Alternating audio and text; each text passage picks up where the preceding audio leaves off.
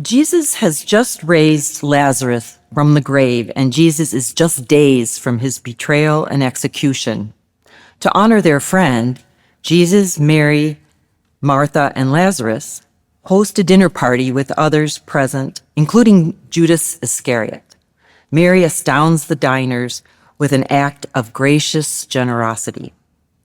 A reading from the Gospel of John, chapter 12, verses 1 through 8. 6 days before the Passover, Jesus came to Bethany, the home of Lazarus, whom he had raised from the dead. There they gave a dinner for him. Martha served, and Lazarus was one of those at the table with him. Mary took a pound of costly perfume made of pure nard, anointed Jesus' feet, and wiped them with her hair. The house was filled with the fragrance of the perfume.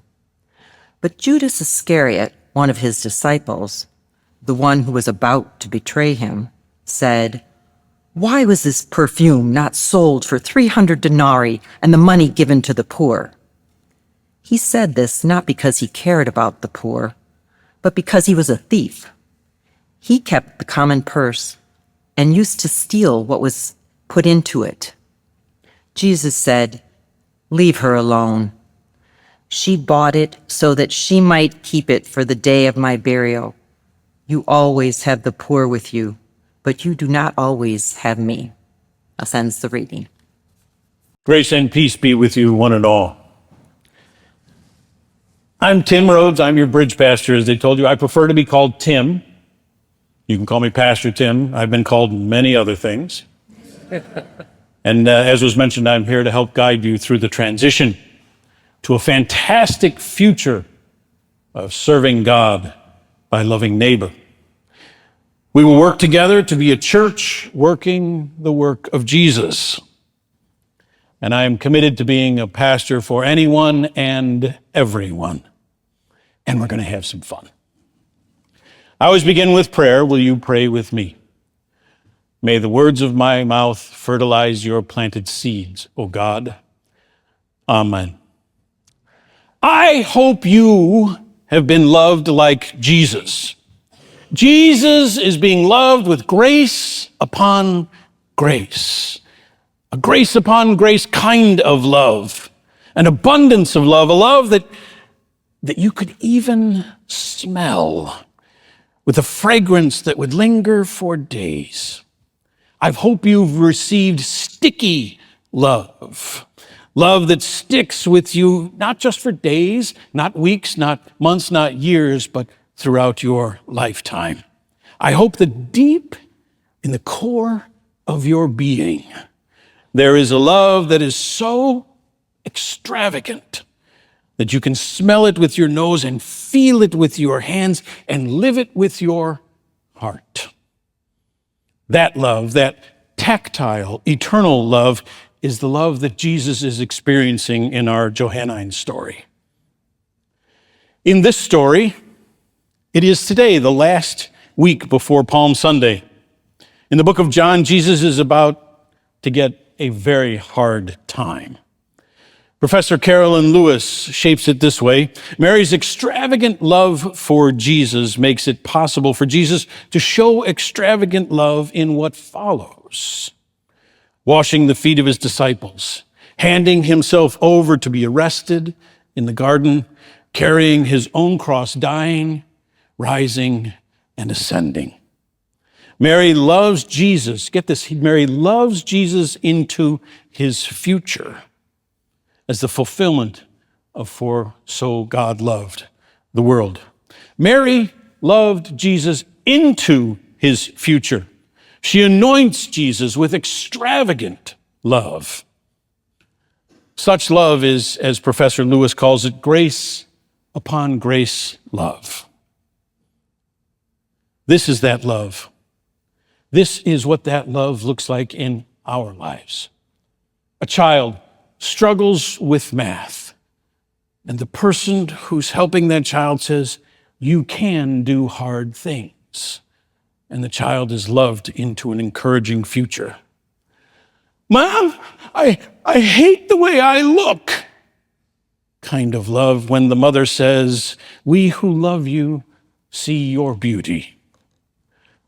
I can't get that job. You ever say that? I can't get that job. Well, we say, try and see what happens. And then we throw a party for you whether you get the job or you don't.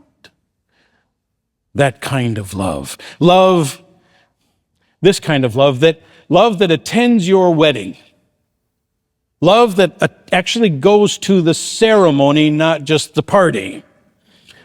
Love that attends your wedding because you'll need all loads of love inside a marriage. Am I not speaking the truth?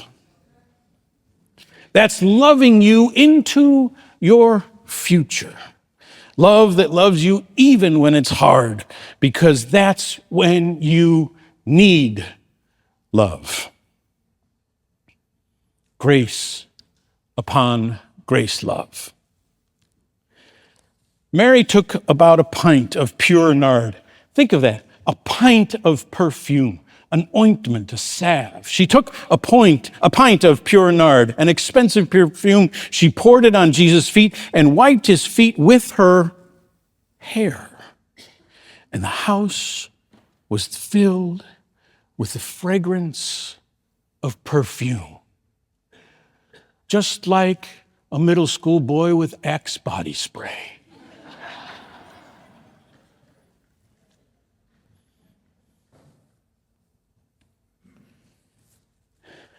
One of my most favorite books is John Irving's A Prayer for Owen Meany. If you haven't read it, I recommend it to you. A Prayer for Owen Meany, John Irving. I have given away tons of Bibles, but next to Bibles, I've given away more of these books than ever. My friend read it and she called me and she said, "I just got embarrassed by reading the book." And I said, "Why?" She said, "Because I was laughing out loud on the airplane." It's that good of a book. It's so good of a book that my spouse, she saw me reading it for the first time. And she said, "Are you actually reading the book?" Because I would just savor every sentence. It was magnificent. A Prayer for Owen Meany. But one of the scenes in there, a boy's mother dies. And he goes into her closet where her clothes are hanging. And he breathes in because he can smell his mother's perfume. The perfume of love and nurture and care. That is an extravagant love. Professor Elieso Perez Alvarez reminds us that in the Mediterranean culture of Jesus' time, it was dictated that the slaves and the women washed the feet of the guests when they came in. They didn't wear shoes and socks like we do. They had exposed feet in their sandals, and their feet were often cut and raw and dirty. And so they would salve the feet to heal them, to bless them, and to love them. Now, some try and diminish this kind of love. Some people think that others don't deserve, deserve this kind of love. But extravagant love doesn't care if the person deserves it because they know that they are loved. And that is the beauty of it all. It is extravagant. It is perfume. It is done with the hair. It is a deep and abiding love. No. Biblical scholars in more Puritan times, speaking to the history of this church, more Puritan times suggested that this was too salacious of a text, that somehow this was horrible, that this woman was being too intimate with Jesus. No! She is loving Jesus, and love is always an intimate act, for it engages one with the other. We are tied together. It is beautiful. This is the love that loves the other. It is the love that loves children born in inconvenient times or circumstances and need extravagant love. This is the let your hair down love. This is loving the junior high student even though he smells like Axe body spray. This is the love that loves people wrestling with poverty. And God always has a preference for the poor and the hungry. Extravagant love. This is the love that feeds the starving, the manna in the wilderness. Nothing more extravagant than manna in the wilderness for the hungry. This is the love that feeds 5,000 people plus women and children. Why do you love them? We are asked. Why do you love them and feed them and clothe them and pray for them? Because we are loved. We share that love. Because extravagant love, get this, may be their future. Teaching that child that hard math program might be that child's future. Feeding a child in school might ensure that child's future. The Southern Poverty Law Center says that approximately 1 in 4 children in Alabama are food insecure. 1 in 4 children in Alabama are food insecure. That's about 545,000 children that are hungry. They're eligible for benefits under a food program. But Alabama, in its great wisdom, declined $65 million for supplemental food aid to feed these hungry children. Now, we all know that when children have food in their bellies, they can learn in their brains. But if their bellies are empty, their brains suffer. In Shelby County, Alabama, Yvette Dunn decided to help feed the hungry children in her school. She was the lunch lady. You all know the lunch ladies, right? They're usually this specter of oddness before us. But there they were, these hungry children. And Yvette wanted to feed them. She had been a lunch lady for 8 years, so she knew when the hungry children went by, when they were struggling. And so she decided to do something about it. She set up a little charity fund where people could give her money, which she put in a separate account and fed the hungry children until one day her principal came to her and asked her what she was doing, and then fired her. Dunn was fired for feeding hungry children. Dunn was fired for extravagant love. We go back to our text. One of the disciples named Judas of the Iscariot, who was later to betray him, objected. Why wasn't this perfume sold for the money and the money given to the poor? It was worth a year's wages. That's expensive perfume. That's more than Axe body spray. He did not say this because he cared about the poor or because other reasons, but that he was a thief. And as keeper of the money bag, he used to help himself to what was put in the purse. People try and steal love. People try and steal love, to downplay extravagant love. They make it cheap or gratuitous. We used to kid each other in our neighborhood. We would say things like, "Your mama loves you," like that was a bad thing. Of course your mama loves you. She's got to. No, she doesn't. Ever see the movie Cool Hand Luke? Tremendous movie. If you haven't, rent it. It's great. Stream it. We don't rent movies, we stream them now. Luke is in prison, and it's visiting day, and his mama is in the back of a pickup truck out in the yard, beyond the gate. And he goes out to see her, and she shuns him and tells him that he's no longer her son. He's not worthy of his love because she has embarrassed him. She has stopped loving him. And if you've had a loving mother, you cannot imagine having a mother who doesn't love you.